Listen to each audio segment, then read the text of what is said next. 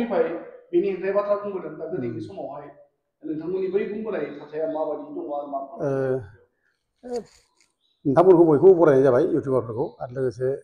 रायजो राजा बयखौ खुलुमनाय जाबाय दा बे 6 जनगोष्ठीखौ जे एसटि होनायनि लाहार फाहार खालामदों माने आसाम सरकारा दा बिनि सायाव रिएक्सन जादों आरो CC2 आन्दलन खालामदों आन्दलन खालामनायखौ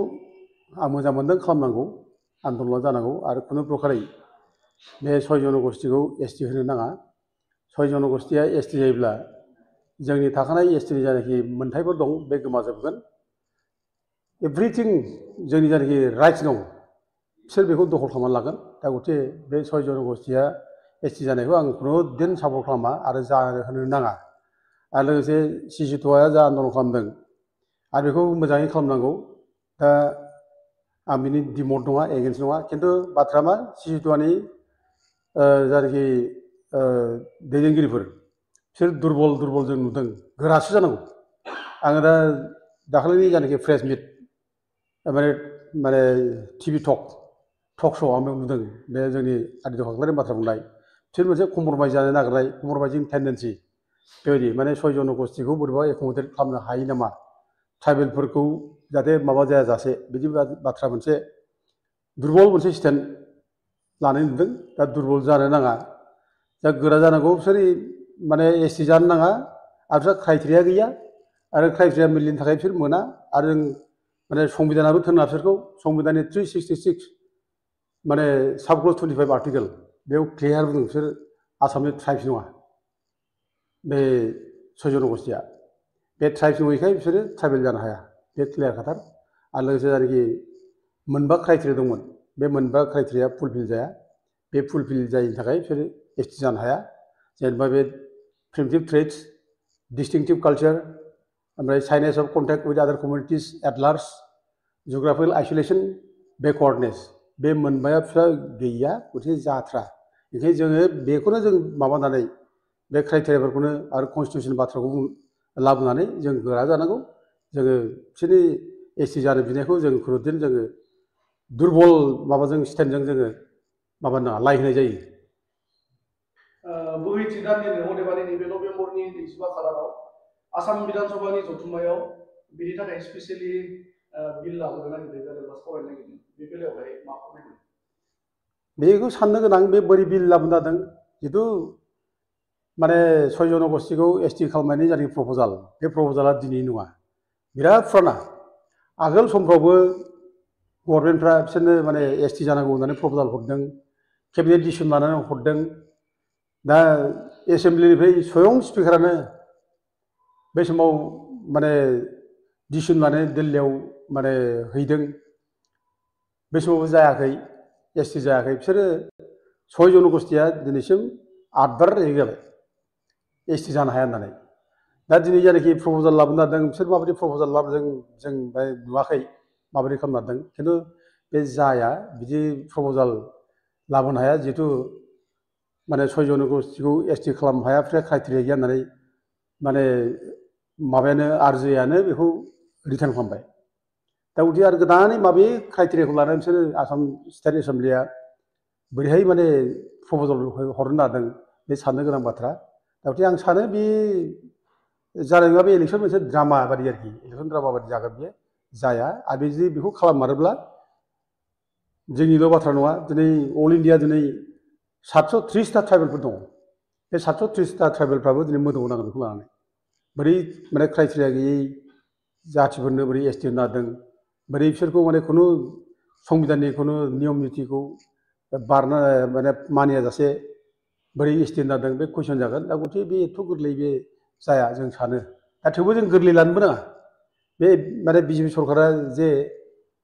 माने मावनो हाया बेखौ जों गोरलै लानो नाङा जोंखौ डिस्टार्ब होगोन बिसोरो दा बिसोर हयथ' आं सानदों मोनसे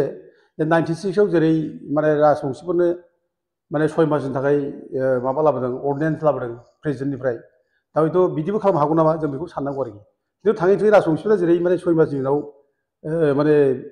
पार्लियामेन्टआव बिल जाबोनानैसो लेफ्ट थांदों माने क्राइटेरिया फिलाप जायैनि थाखाय आयेना माबा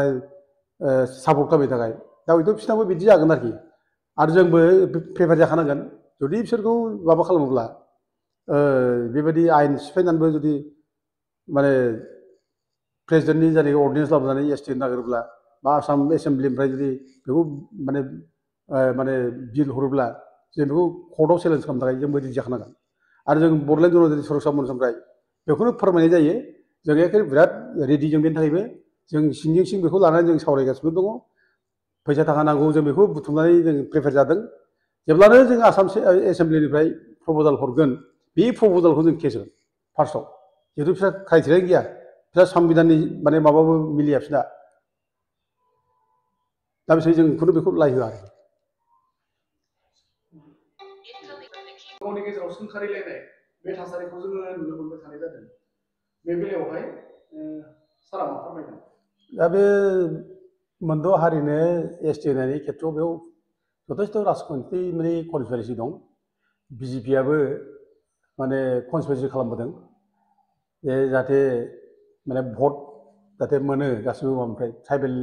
होनायनि बाथ्रा बुंब्ला ट्राइबेल जाय मानसिनिफ्राय जाहाथे भट मोनो बे मोनसे ओमफ्राय लोगोसे जोंनि गेजेराव डिभाइड खालामनाय बेबो मोनसे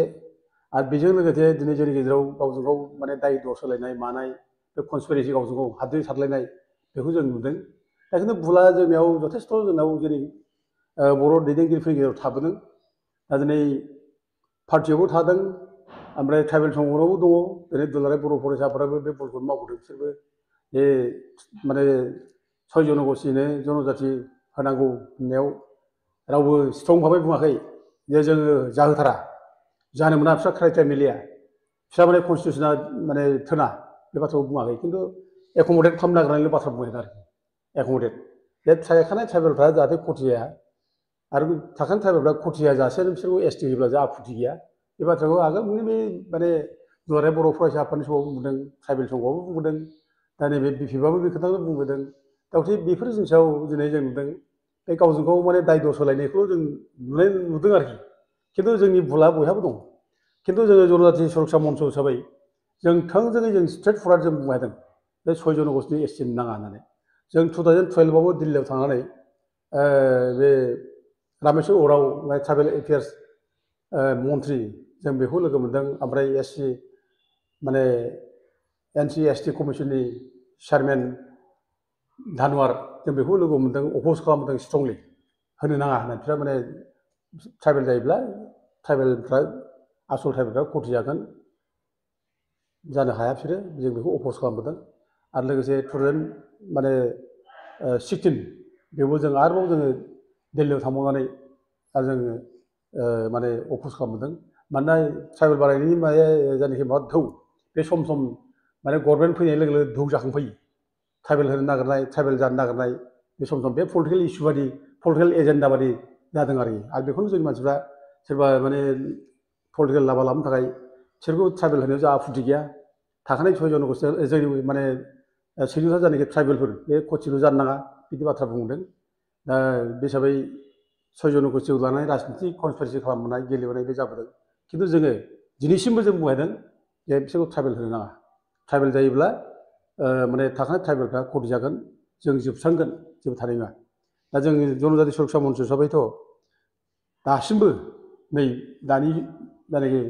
आसाम गभर्नमेन्टनि मुभ बेखौ जों प्रटेस्ट खालामबोदों बुंबोदों पेपार स्टेटमेन्टबो होबोदों आं दाखालिबो नै आरोबाव नैबे सेन्टिनेल पेपार बे माबा थारिखनि बे 15 थारिखनि सेन्टिनेल पेपार 15 थारिखनि सेन्टिनेल पेपारनि नैबे 7 नम्बर पेजावनो नुगोन बेयाव रोखा रोखा जों लिरनाय गिदिर गिदिर लिरना होदों आं हरबाय दे पेपाराव दा बेयाव होदों नै BGSM opposes ST status to 6 communities होननाय गिदिर गिदिर माबाजों लिरनाय दा जों बिदिनो जों अपोज खालामबाय थायो आरो जों मेम'रेन्डामबो हरो दा जोंनि जायनाखि BGSMनि जायनाखि दाबि बे जों राजनिथिजों जोंहा खुनु सोमोन्दो गैया जाथि देरसिन जों जाथिखौ देरसिन सानो ओमफ्राय लोगोसे जेब्ला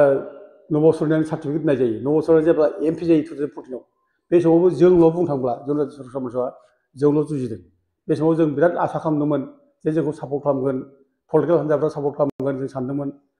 ट्राइबेल संघआ जोंखौ सापर्ट खालामगोन जों सानदोंमोन खिन्थु सापर्ट खालामाखै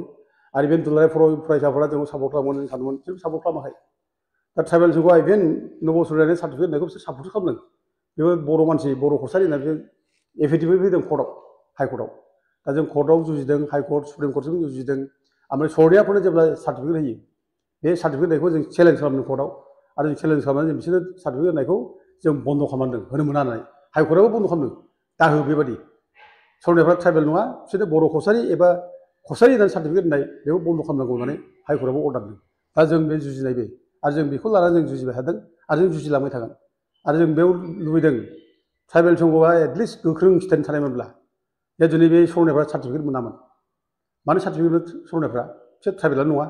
आरो दुलाराय बर' फरायसाफ्राबो गोख्रों जायोब्ला बिसोर सार्टिफिकेट मोनामोन खिन्थु दुर्भाग्यआवहाय बै समाव मख'नाय जायो बै समाव जोंखौसो माने दाय होदों माने ट्राइबेल माने अना ट्राइबेल बिसोरो माने भुल बुजाबि लाबोनोसै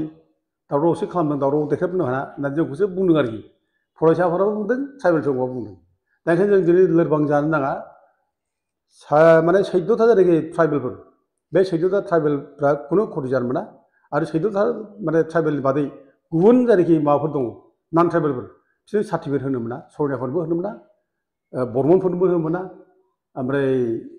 बे मदाहिफोरनोबो होनो नागिरदों बेखौ होनो नाङा आं ट्राइबेल संघखौ खावलायो जाहाथे बिसोरनो रावबो सार्टिफिकेट होआ बेखौ खावलायो जों जाय ट्राइबेलफोर थाग्रा ट्राइबेलफोर बिसोरनो जाहाथे सार्टिफिकेट होयो आरो जों बिसोरनि थाखायल' जों जाहाथे माने माबा खालामो